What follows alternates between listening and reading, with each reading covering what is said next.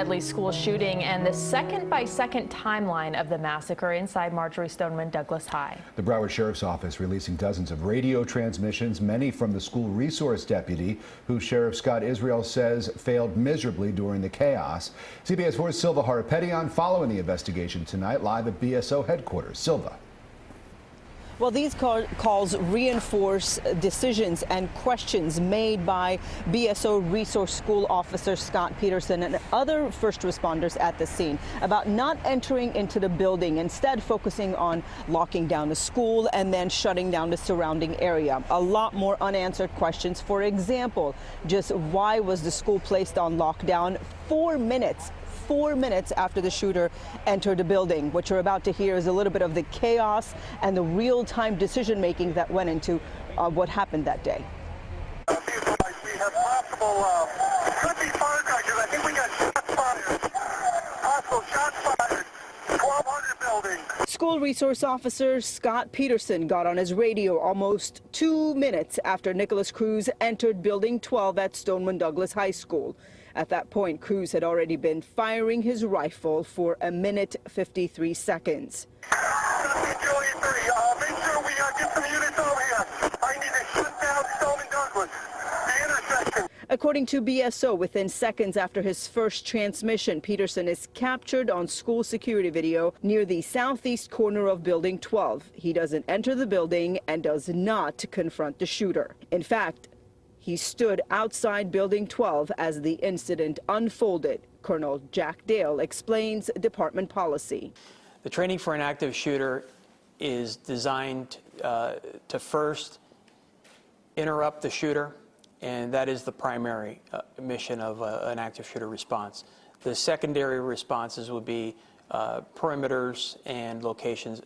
But in records, there is no communication from anyone about entering the building or confronting the shooter.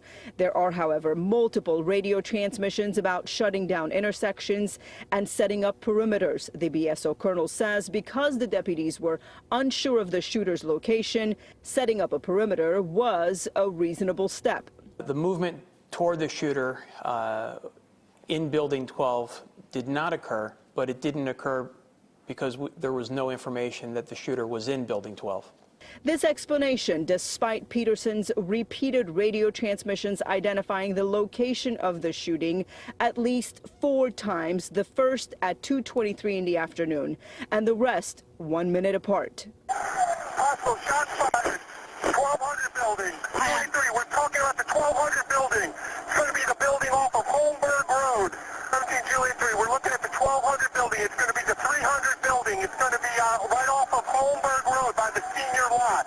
All right, 26, so we also heard it over by inside the 1200 building. The 5th time Peterson identifies Building 12, he commands everyone stay out as students and teachers lay dead and wounded. And Cruz had already slipped out 5 seconds earlier.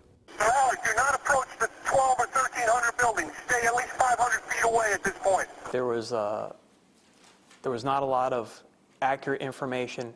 It was a rapidly evolving scene, and that the sounds of gunfire were difficult to pinpoint. Daniel 2, I hear shots fired by the football field. Shots fired by the football field. Get the school locked down, gentlemen. Have the gunshot victim. He's by the entrance to Westglades on the west side of the school. Barry, does he know where the shooter is? Colonel Dale says there were a lot of problems. First responders were working with limited information because radio transmissions were coming from 2 different centers and 2 different channels.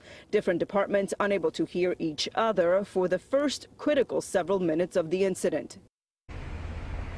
And one more piece of very interesting information. According to the arrest affidavit for Nicholas Cruz, an employee, someone whose title is a school monitor, apparently saw Cruz walking onto campus, radioed and alerted another coworker about Cruz walking purposefully towards building number 12, and moments later shots were heard. At this time, it is unclear if that information ever actually made it to law enforcement.